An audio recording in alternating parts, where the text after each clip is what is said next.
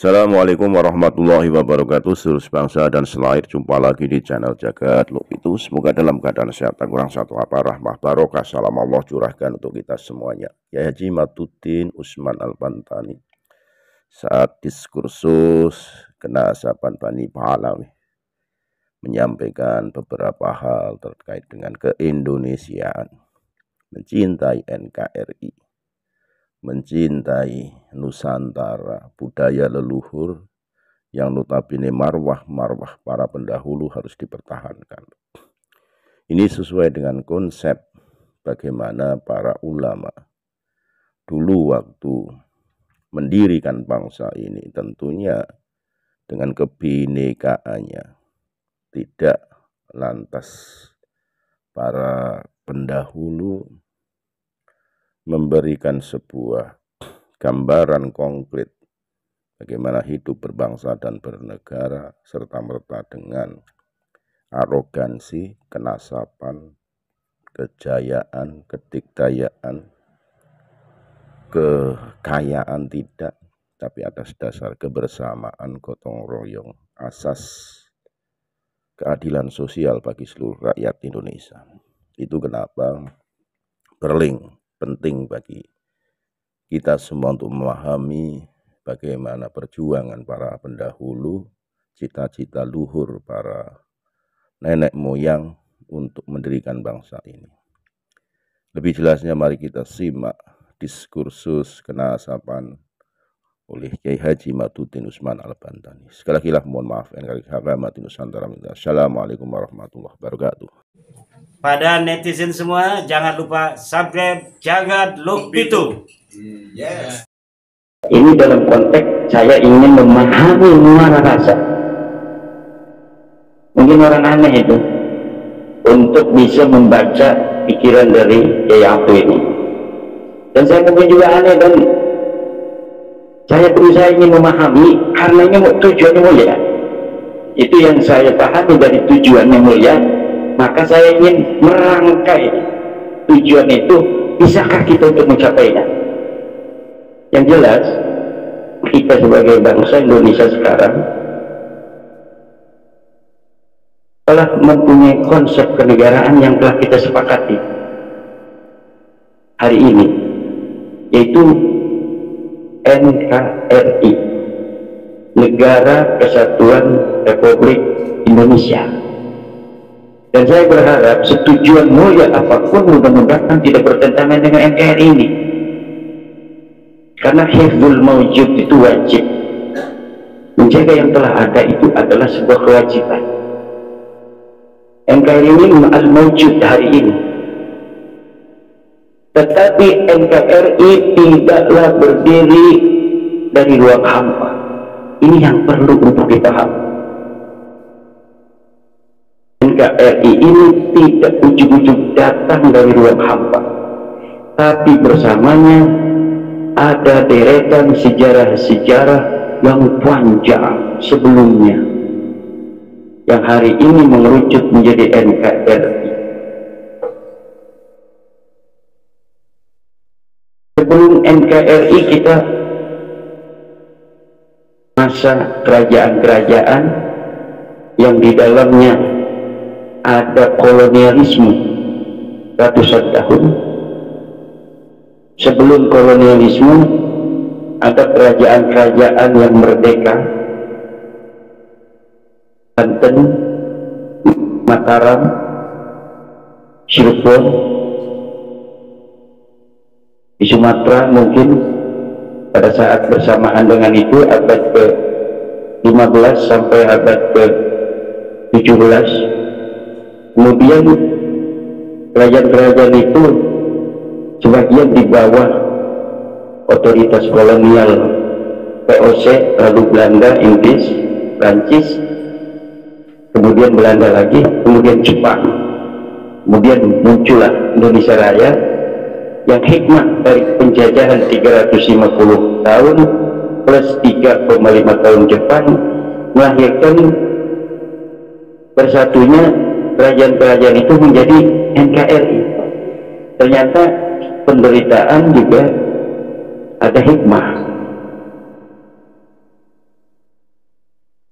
maknanya yang tidak bisa disatukan oleh hayam wuruk, yang tidak bisa disatukan oleh Sultan Agung, itu bisa disaksikan oleh rasa penderitaan yang sama. Selamat datang Kanjeng Pangeran.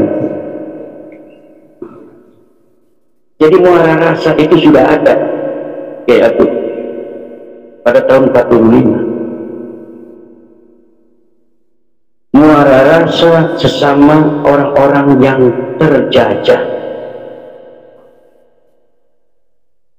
yang mungkin meledak tahun 45 menjadi hari kemerdekaan.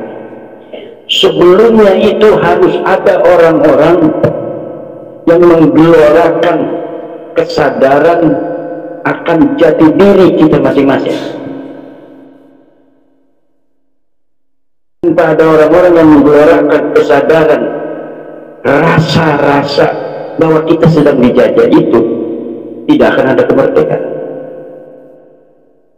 Jadi muara rasa itu energi yang kemudian menjadi pergolakan pemberontakan untuk menghancurkan sebuah kesadaran bahwa kita sedang dijajah.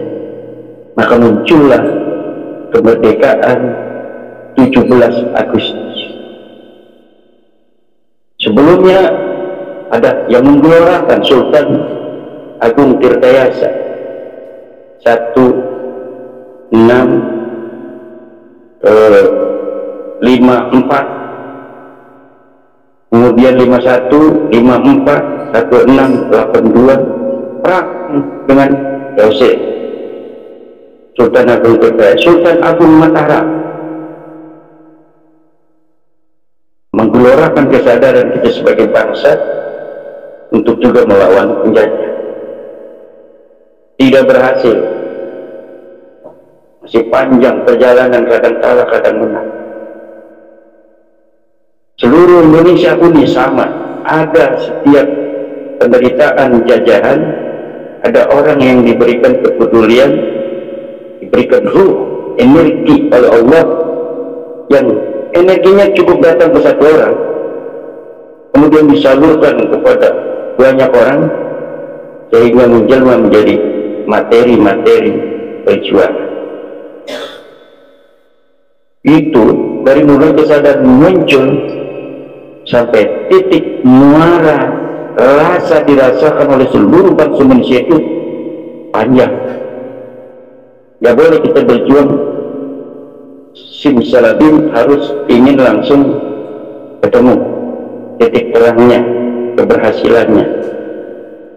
Dan tidak boleh kita berjuang harus pada masa kita perjuangan itu harus berhasil sehingga kita jadi pahlawan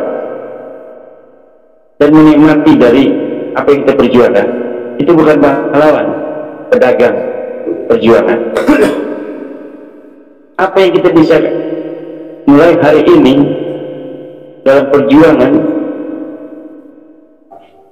maka kita wariskan nilai-nilainya kepada orang yang lebih muda dari kita, karena kita dibatasi oleh waktu yang diberikan Tuhan yang kita tidak tahu kapan. Kita boleh mati, energi ini nggak bakal mati karena sudah diceskan kepada orang lain, dibelututkan, di-share kepada orang lain. Kalau hanya berbentuk materi, pusat perjuangan berbentuk sebuah gedung yang besar, pertahanan militer yang kuat, benteng yang kokoh, dinuklir habis. Kalau kekuatan itu hanya materi.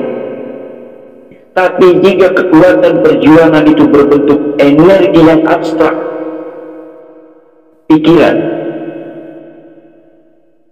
maka pikiran itu tidak bisa dibaca hanya dengan melihat orang. Dan pikiran itu tidak keluar sembarangan kepada orang yang frekuensinya berbeda. Sinyalnya tidak sama, kalau ngomong ya tidak nyambung. Betul Pak? Kita punya HP, saya Telkomsel, saya ngisi energinya XL, saya bayar 100.000, nggak masuk. Nomornya saya kasih sama nomornya, tetapi providernya saya Telkomsel, diisi XL ini saya bayar udah 1 juta. Kalau 100.000 udah bisa masuk, saya bayar ini 1 juta, tapi usahakan supaya masuk ini kepada Telkomsel saya. Nggak bisa. Harus satu frekuensi baru bisa dipahami oleh Telkomsel ini. Walaupun 5.000 perak ngirimnya masuk, apalagi ngirimnya 1 juta. Nah, inilah kemudian kita kembali lagi. Tadi sudah kita lihat tuh, Sultan Tirtayasa, Sultan Agung perang kan, kalah, menang, kalah, menang, akhirnya belum bisa dipahami. Katanya biarin dah, takdir kita nih dijajah, mengorbankan nyawa doang kita melawan penjajah. Ada orang macam itu. Tapi energi ini tidak bisa mati kalau sudah diwariskan. Energi ini ada 2, energi ideologis dan energi biologis. Nantinya akan berkaitan dengan konsep Ahlussunnah wal Jamaah dan Syiah. Muara rasa tradisi berguru ini sudah menyempit. Kalau muara rasa saja itu masih bersifat global, siapapun kita, apapun ideologi kita, itu sudah masih masuk ke muara rasa. Tapi ketika ditambahin oleh Kiai Abdul muara rasa tradisi berguru, ini sudah menyempit ke Ahlussunnah wal Jamaah. Benar nggak? Yang saya pahami, ini sudah energi ideologis. Tapi kalau energi biologis itu tradisi Syiah, di mana ada konsep itrah.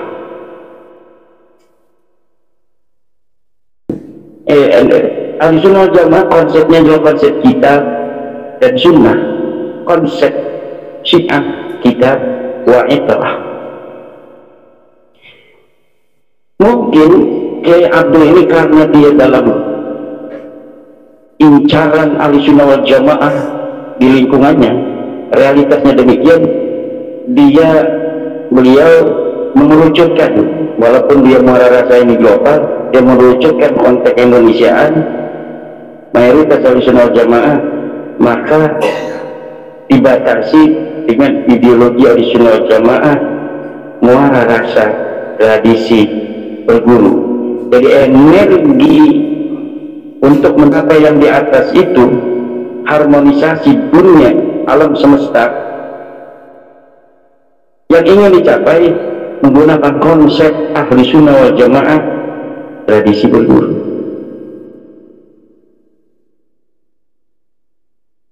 Tradisi berguru itu apa?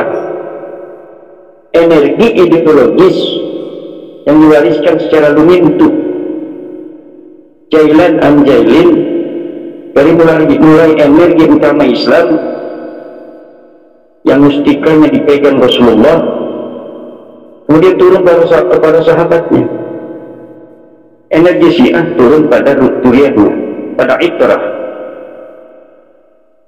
Ahlussunnah wal Jamaah turun pada sahabat, sahabat turun kepada tabi'in, tabi'in turun pada tabi'in, tabi'in turun pada para ulama al-a'immah al-arba'ah atau al-asyara atau jairihim, kemudian turun pada murid-muridnya, turun pada murid-muridnya, turun pada murid-muridnya, turun pada Syekh Nawawi, turun pada Mbah Khalil, turun kepada Kiai Khalil Rembang, turun kepada Kiai Bisri, contoh salah satu tradisi berguru.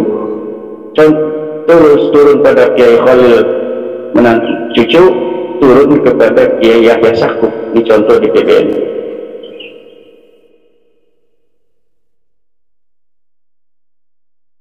Kalau konsep energi ideologis pecahan Ahlussunnah wal Jamaah mungkin nanti mentok kepada Albani, pada Ibnu Utsaimin dan sebagainya, Salafi Wahabi hari ini. Itu masih tradisi berguru. Nah, tradisi berguru Indonesia kalau ingin harmoni jangan bergeser. Karena kalau tradisi berguru ini bergeser dari sanatnya akan ada benturan, tidak akan ada harmoni. Jadi minimalisir konflik itu sulit terbentuk dan terwujud.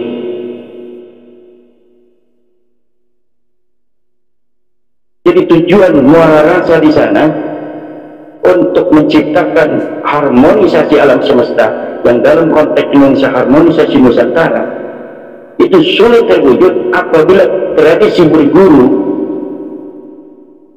zigzag.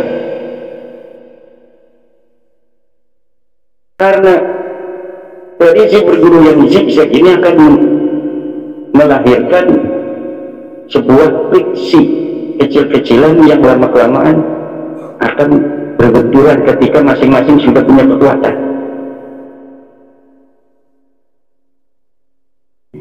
Nah, bagaimana nanti dari tradisi berguru ini dalam konsep Ahlussunnah wal Jamaah dia bukan menjadi pemicu konflik, tetapi titik common platform di dalam setiap kita menyelesaikan masalah bangsa. Jadi ada kesepuhan yang ditokohkan dari sebuah komunitas, simpul-simpul tradisi berguru itu. Lalu jika ada letupan, maka kesepuhan dari simpul-simpul tradisi berguru ini mudah untuk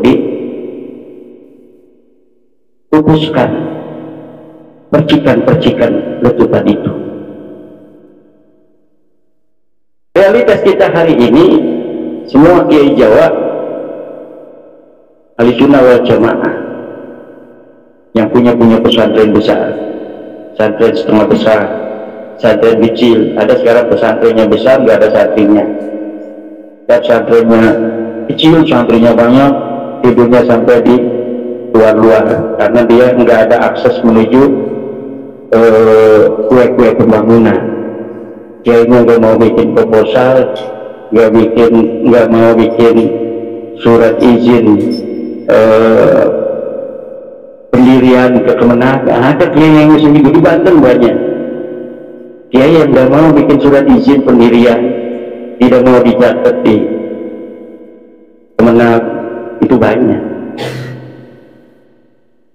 Tapi semangat dia dalam menjaga tradisi keguruan, menciptakan para ulama-ulama besar, santrinya paling antara 5 sampai 50 orang, banyak sekali di Banten.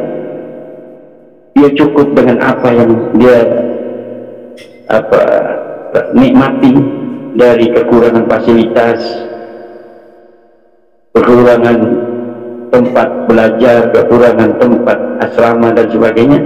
Dia tidak menuntut dan dia tidak menyalahkan pemerintah. Ini banyak.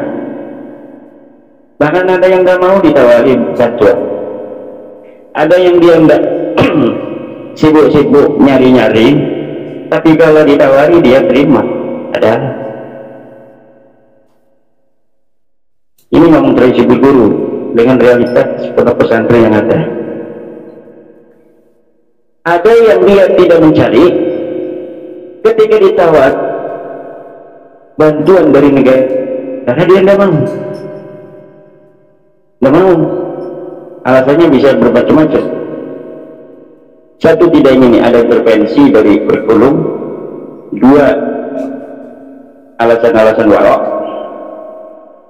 Tiga, ada yang masih beralasan negara itu penjajah. Bahkan di Banten banyak masih kiai yang anaknya tidak boleh sekolah, hanya sudah bisa baca satu kelas 1 kelas 2, kemudian berhenti langsung dipondokkan. Kenapa? Karena katanya kalau buat sekolah nanti jadi opas Belanda. Mungkin saya di keluarga saya yang pertama lulus aliyah. Sebelumnya nggak ada yang sekolah, mondok-mondok aja.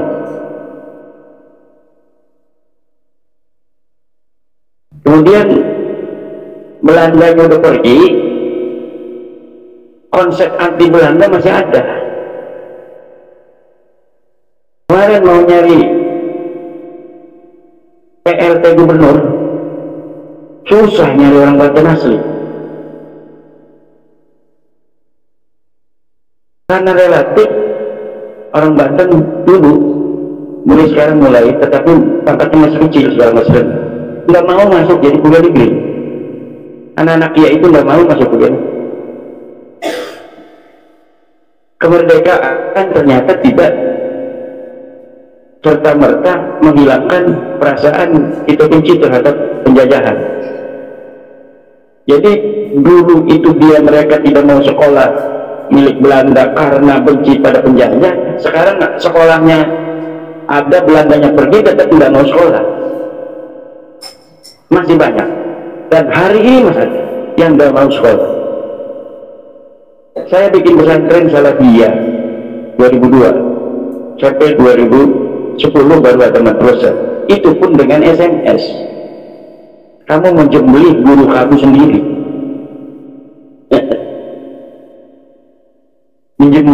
menyembelih guru. Artinya menyembelih guru itu artinya tradisi bergurunya kamu berbeda. Sekarang sudah kayak Belanda bikin sekolah. Itu realitas bahwa masih ada hari ini circle anti penjajah yang sampai pada hal-hal yang tidak masuk akal pun, karena itu adalah sebuah konsep yang dilahirkan, energi yang diwariskan dan ditradisikan, seakan-akan tidak bisa berubah. Itu hebatnya sebuah energi ideologis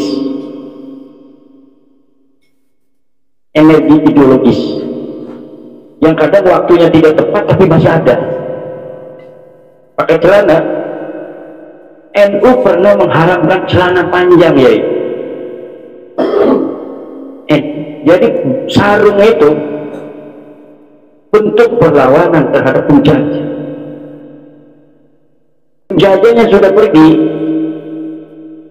bentuk perlawannya masih ada sampai hari ini, kita pakai sarung.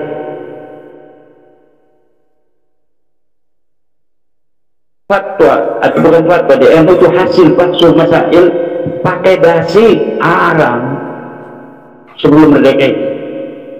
Pakai sarung, pakai celana panjang, kenapa?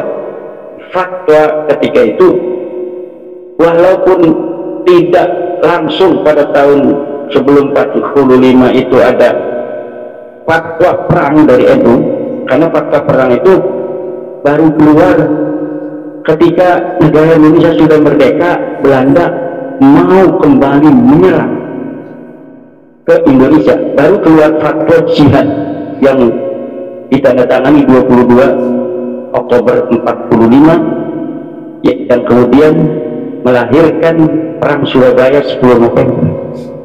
Di antaranya karena adanya fatwa daripada Nahdlatul Ulama yang disebut waktu itu bukan fatwa, resolusi jihad 22 Oktober, yang menggerakkan kaum santri yang biasanya ngaji di pondok, di kobong, kemudian melemparkan kitabnya, melemparkan pulpennya, ikut bersama komponen bangsa lainnya untuk berperang. yang tentu komponen bangsa yang lain yang sudah ada itu sebelumnya mendapat pelatihan dari Jepang dan mungkin masih ada sisa-sisa kenil dan sebagainya, jadi saling melengkapi. Nah, muara rasa kemerdekaan itu muncul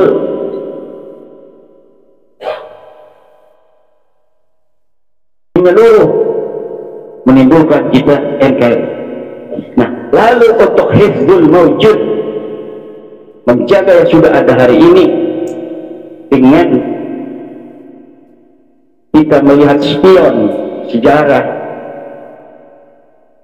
bahwa dulu kita pernah dijajah, jangan sampai terulang lagi.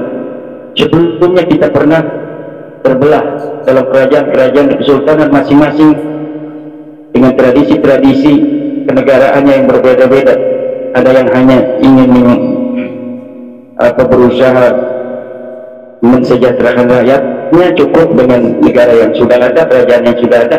Ada yang kerajaan yang ingin dia meluaskan kesejahteraan dengan mengalahkan kerajaan lainnya. Tentu ada konflik di situ. Jadi kadang tujuannya mulia tapi ada konflik.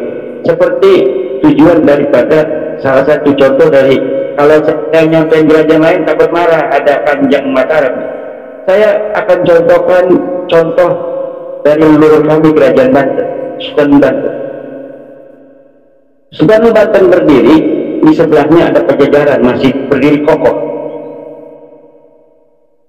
tidak diserang oleh Sultan Hasanuddin, tidak ditaklukkan walaupun agamanya masih bukan Islam. Saya tidak tahu apa agamanya, Hindu atau Buddha atau Sunda ini kan, tetapi yang jelas belum masuk Islam. Tapi Sultan Hasanuddin tidak menyerang, karena di Banten pun Sultan Hasanuddin menjadi raja Islam bukan dengan peperangan, tapi dengan ideologi, dakwah dan sebagainya. Tetapi ketika anaknya Sultan Maulana Yusuf dia menyerang keraton Pajajaran, kenapa kok bisa istihadnya berbeda antara ayahnya Maulana Hasanuddin? Kalau ada sebutan sultan itu membabit berjauh, karena waktu itu sebenarnya belum ada sultan. Nanti sultan itu, istilah itu secara definitif baru ada tahun 1638 ketika Sultan Abdul Baqir mendapatkan pengangkatan sultan dari Syarif Mekah. Itu sultan pertama di Nusantara yang sah gelarnya sebagai sultan dari lembaga yang dianggap lebih sakral di dunia, yaitu Mekah, yang waktu itu di bawah Konstantinopel, di bawah Turki Utsmani. Tapi nggak mau ke Istanbul mintanya, maunya ke Mekah, lebih bergengsi secara spiritual daripada Istanbul. Ya. Apa alasan Maulana Yusuf menyerang? Alasannya ingin menyebarluaskan kesejahteraan, karena sepupunya yang jadi raja di Pajajaran dianggap tidak seperti ayahnya dulu. Jadi Hasanuddin tidak menyerang Pajajaran karena dianggap masih baik, gitu. Walaupun agamanya masih beda, tetapi dia tidak mensengsarakan rakyatnya, ekonomi bagus dan sebagainya. Nanti dakwah kita bisa ke sana kok, menyebarkan Islam. Tetapi ketika ayahnya meninggal diganti oleh anaknya, anaknya rupanya beda dalam menyelenggarakan negara. Dia jarang terjun ke bawah, jarang belusukan, sukanya malam-malam untuk minum-minuman dengan menghambur-hamburkan uang rakyat. Uang pajak diambilkan buat sinden-sinden aja tiap malam. Pajak ditinggikan, rakyat lama-kelamaan semakin susah. Nah, alasan ideologis dari Maulana Yusuf menyerang sepupunya ini Pajajaran, karena memang Hasanuddin tidak menyerang selain dalam konsep Islam itu Kalau bisa dakwah di suatu negara, ya buat apa kita membuka negara itu kan? Kalau dakwah masih dibolehkan, sedangkan itu masih dibolehkan dakwah di Pajajaran, masih negaranya penduduknya itu bukan Islam, tapi si pimpinan tidak melarang pendakwah masuk ke sana. Kesejahteraan terpenuhi, maka Maulana Hasanuddin tidak ada alasan, apalagi ada ikatan nasab, sama-sama cucu dari Prabu Siliwangi, walau beda ibu. Prabu Siliwangi istrinya 200, dan insya Allah cantik semua. Ada yang istrinya 4, jelek semua. Mendingan satu cantik deh. Nah, kalau Prabu Siliwangi itu istrinya 200. Kalau Raja Mataram itu, dari Mataram itu aku sama istri. Ini bisa kelihatan dari para keturunan. Kalau turunan Banten, kiai-kiainya isinya 4, saya ini masih 2. Ini masih terjajah yang itu. Apalagi yang satu itu Sabirun atau Majnun.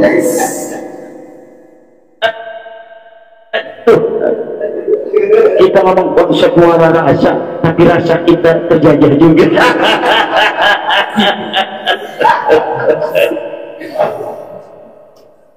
Nah ini kita kembali. Nah, kemudian sebelum kerajaan-kerajaan itu, baik yang Islam maupun yang non-Islam, pada masanya Mataram, Banten, Cirebon, Sumedang, sebelumnya itu ada Mojopahit, ada Demak, belah sana ada Sunda dan Galuh.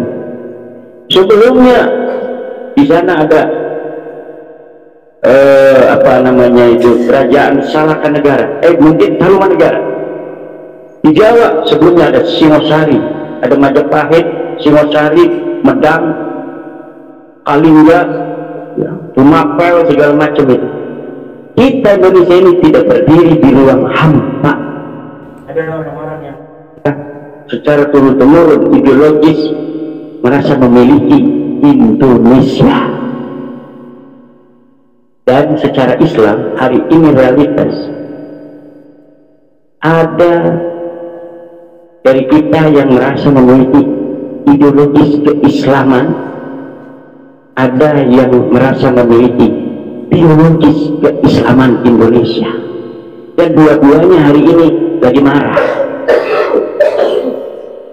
Ideologis keislaman Indonesia sekarang ditampung oleh pengurus besar Nahdlatul Ulama. Ideologis keislaman Indonesia hari ini adalah keturunan Wali Songo. Ini yang perlu rasa ini disatukan. Di seberang sana ada orang-orang yang tidak memiliki ideologis keislaman Indonesia, secara tradisi berguru, juga tidak memiliki biologis keislaman Indonesia, tetapi merasa memiliki keduanya. Ini masalahnya, sehingga kita ada masalah. Ketika rasa ini belum disadari, maka harmonisasi muara rasa ini sulit akan menjadi kenyataan. Ini baru satu kelompok dari 2, ideologis dan biologis itu, yang berteriak.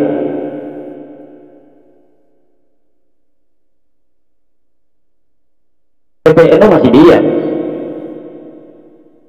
Itu adalah ideologis keislaman Indonesia yang, tapi biologis keislaman Indonesia merasa bertanggung jawab bahwa sebagai pewaris biologis para penyebar agama Islam di masa lalu di Indonesia, tidak rela, malu. Dulu leluhurnya ngajak-ngajak ke Islam, sudah di Islam dijajah, dijadiin buta. Merasa bertanggung jawab.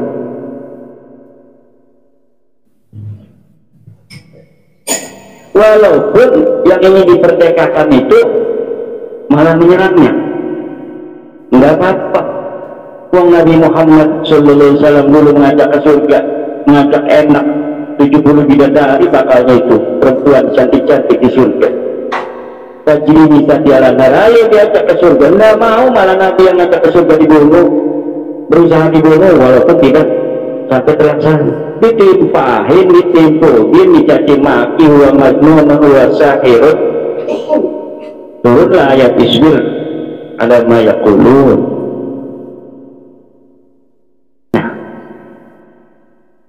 Biologis keislaman Indonesia ini sekarang rasa mereka ini sedang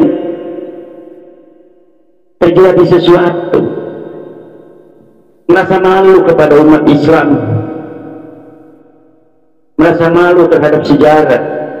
Kalau luhur mereka yang Islam sudah Islam, anak turunnya jadi budak dari sebuah doktrin berbingkai keagamaan. Setelah dikonfirmasi dalam keagamaan itu sendiri tidak begitu, dipalsukan. Doktrin palsu, doktrin yang tidak sesuai dengan ajaran universalitas Islam yang egaliter. Ini masalahnya ya.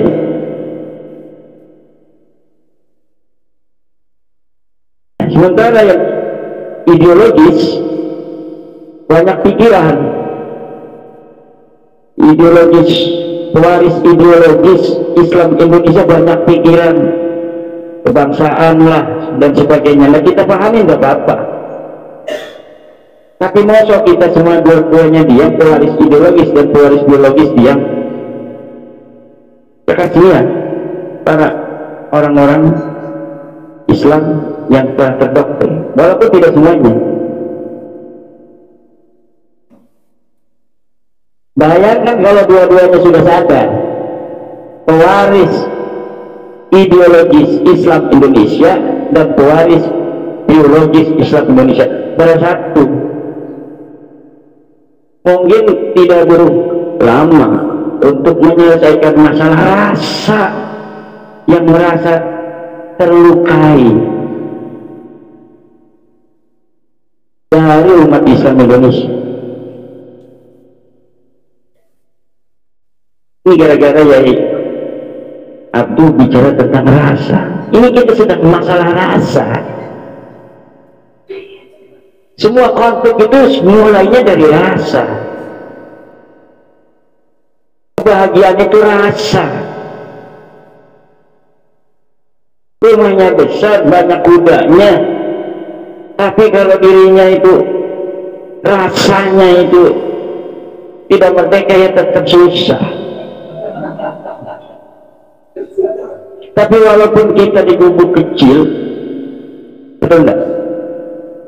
Hanya sebagai tukang pacul, siang-siang jam 11 istri kita datang bawa nasi dan gesek piring, sambal sedikit, nikmat, rasa. Biarkan orang menganggap kita ini orang yang menderita, tidak punya apa-apa, biarkan. Karena rasa kita sudah cukup dengan istri yang salihah. Kemudian berjamaah bareng setelah makan, setelah duhur di galangan sawah. Masya Allah. Assalamualaikum. Waalaikumsalam. Cukup. Ada orang cukup begitu ya. Ada yang begitu sangat elegan dalam hidup, mementingkan akhirat di dunia. Ya sebisanya kita hidup saja. Ada yang luar biasa awaknya. Ini menguasai bukan hanya beratus-ratus juta orang, bahkan seluruh dunia ini dikuasai. Padahal kita dibatasi umur. Kadang orang banyak yang tidak memahami pembatasan umur. Udah umurnya sudah 89 tahun, ngek-ngek kan. Tapi ketika ada tawaran proyek masih diterima. Manusia, karena manusia diberikan kehebatan oleh Allah, yaitu tidak mengetahui kapan dia mati. Ini kalau kita ini sudah tahu waktu lahirnya kapan kita mati, itu semua orang jadi soleh. Ketika lahir ada mereknya di sini. Bapak 2000 sekian. Itu mungkin kita soleh semua kalau sudah dapat waktunya, semuanya taubat. Tapi enggak, ya manusia itu sampai besok mau mati itu hari ini enggak rasa mau mati. Bahkan saya pernah lihat sebuah YouTube, jago penca di Madura mati lagi penca begini. Umurnya udah tua, dia masih gagah perkasa, 10 menit masih hebat pencanya di shooting. Setelah itu dia jatuh, disangkain itu acting sebagai bagian dari pertunjukan. Ternyata setelah 1 menit udah bangkit, ya udah mati. Dia mati alama alaihi kan, karena manusia itu mati dengan apa yang dia sayangi. Kebanyakan orang sayangnya penca dalam pikirannya ingin berjuang demi Pencaksilat Indonesia misalnya, dia mati dalam cita-cita mulianya. Kebanyakan orang yang senangnya ngajar ngaji, ya kebanyakan mati dalam keadaan dia ngajar ngaji atau setelah ngajar ngaji atau mau ngajar ngaji. Orang yang senangnya sinden, nyawer biduan. Saya pernah lihat orang yang lebih jogetnya lebih biduan, udah tua pakai peci, mati dia langsung. Coba, nggak ada yang tahu kapan kita mati. Maka ini menjadi misteri kita, sehingga kita terus mempunyai semangat. Maka semangat itu jangan sampai melampaui daripada kaidah-kaidah agama.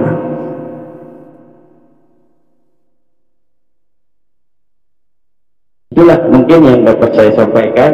Ini mungkin nanti dibilang oleh Yai Atub, ini tafsirannya salah semua, ya enggak apa-apa. Karena saya hanya berusaha menafsirkan pikiran beliau dan cita-cita saya yang sama untuk menjadikan apa yang ada hari ini nih, yang kita hadapi, yang kita rasakan NKRI ini jangan sampai acak-acak. Saya ini suka baca sejarah. Saya membaca sejarah dengan segala kehebatan leluhur saya, leluhur kita semua dalam menyebarkan Islam, seperti kerajaan dalam suksesi saling bunuh-membunuh. Meninggal seorang raja, biasanya anak pertama jadi raja.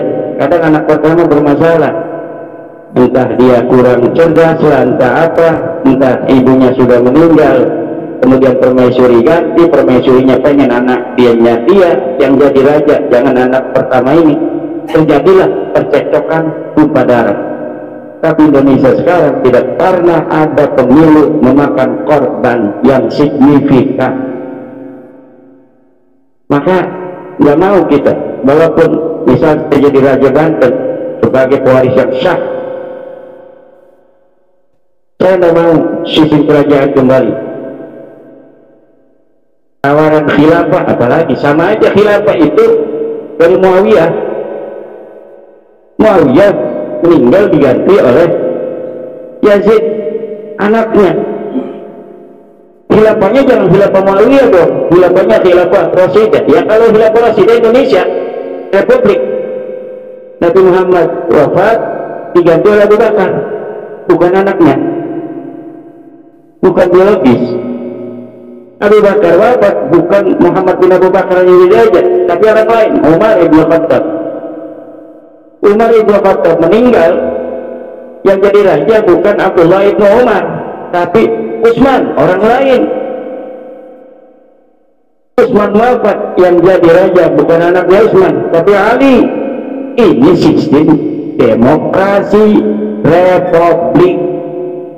Jadi khilafah Rasidah itu demokrasi republik. Ya Indonesia ini.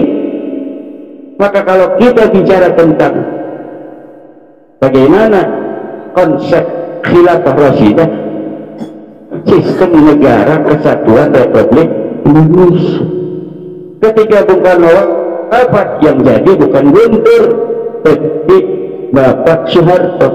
Soeharto wafat, yang gantiin bukan Tommy tapi Habibie. Habibie wafat, yang gantiin bukan Ilham Habibie tapi Gus Dur radhiyallahu anhu. Gus Dur wafat, yang gantiin bukan Mbak Yeni tetapi nggak mega. Dan mega wafat ganti ya. Beda ya, beda konsep kerajaan dengan konsep negara. Nggak mega, selesai masa tugasnya digantiin oleh Bapak SBY. Pak SBY selesai digantiin oleh Bapak Jokowi, seorang pengusaha bangku, bisa jadi raja di Indonesia, kesempatannya sama. Coba kalau kerajaan, saya jadi raja, ya anak saya doang jadi raja, anaknya ya Batu nggak bisa. Kalau pengen jadi raja saya bunuh. Betul ya? Nah ini udah, Indonesia ini luar biasa. Ini adalah negara yang menurut saya sangat adil untuk kemanusiaan, seperti khilafah Rasyidah zaman sahabat Nabi. Jangan sistem khilafah lagi, ujung-ujungnya nanti siapa orang yang jadi raja pertama dituliskan oleh anaknya, walaupun konsep awalnya kita penirunya nanti khilafah Rasyidah, jangan khilafah Bani Umayyah atau Bani Abbasiyah atau Bani Fatimiyah atau Bani Utsmaniyah. Raja kalau sudah kekuatannya di tangan dia bisa ganti itu undang-undangnya. Muawiyah pun pertamanya tidak seperti itu, tapi ketika dia sudah kuat, dia jadi raja. Siapa saja yang jadi patihnya harus menurut kepada dia. Kanjeng patih jangan begini, kalau enggak gua singkirin kanjeng patih, takut. Nah begini saja konstitusi Negara Kesatuan Republik Indonesia dengan berbagai macam dinamikanya, kekuatannya, karena berasal dari ruh bangsa Indonesia semesta. Ini masih bisa diakal-akali nama politisi. Undang-undangnya tidak boleh ini apa, bagi uang tuh money politik, tapi kenyataannya money politik di mana-mana yang nggak bisa dipegang. Kalau dipegang semua calon dipegang karena semuanya ngasih duit, betul nggak? Tetapi dengan segala macam kekurangan itu dalam politik kita tidak seperti zaman kerajaan, resikonya nyawa. Tidak ada pertempuran perang pedang, yang sekarang ada pertempuran amplop saja. Siapa orang dulu yang senjatanya lebih hebat, tentaranya lebih banyak, dia menjadi super power di masanya. Sekarang siapa yang masih lebih tebal amplopnya, insya Allah menang. Nah itu menurut saya itu jelek itu, tapi resikonya kecil bos. Paling gila dia kalau mau jadi sendiri dong, dia yang gila.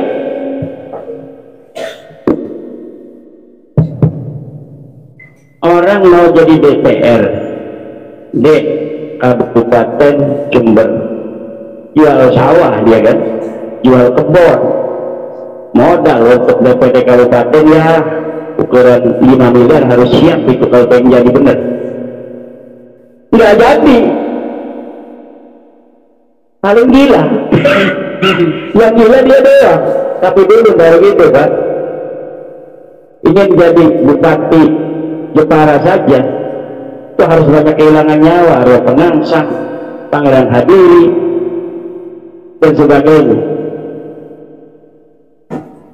Untuk hanya menjadi level bupati saja di Jawa Timur, perang Surabaya, para raja-raja Surabaya, Raja Pamekasan, Raja Bangkalan dan sebagainya, perang itu orang Madura zaman dulu. Makanya kita jangan membagi-bagi jalan kerajaan udah, Indonesia ini negara yang paling menurut saya hari ini sesuai dengan kita. Kita sama dalam beberapa hal politik dunia Amerika, tapi kita ada perbedaannya, memiliki ruh ke-Indonesiaan asli, common platform, yaitu Pancasila yang tidak dimiliki oleh Amerika. Pak Karno ingin Pancasila itu disederhanakan oleh bahasa yang nanti akan menjadi blunder bagi beliau, yaitu demokrasi terpimpin. Akhirnya ketika diterjemahkan dengan demokrasi terpimpin, mulai lawan politik, oh ini ingin menjadi raja dan sebagainya. Artinya demokrasi panca Pancasila. Udah sekarang karena nggak ngerti masyarakat juga apa Pancasila sebenarnya, jadi nggak begitu ada gejolak. Padahal dia sama, demokrasi terpimpin itu bukan demokrasi bebas ala Amerika, Prancis dan lain sebagainya, tapi demokrasi yang disemangati oleh nilai-nilai luhur bangsa Indonesia yang telah lahir ribuan tahun yang silam, kemudian mengkristal menjadi nilai-nilai luhur itu bernama Pancasila kita yang hari ini kita kenal. Wallahu huwal wafiq ila aqwamit thariq. Wassalamualaikum warahmatullahi wabarakatuh.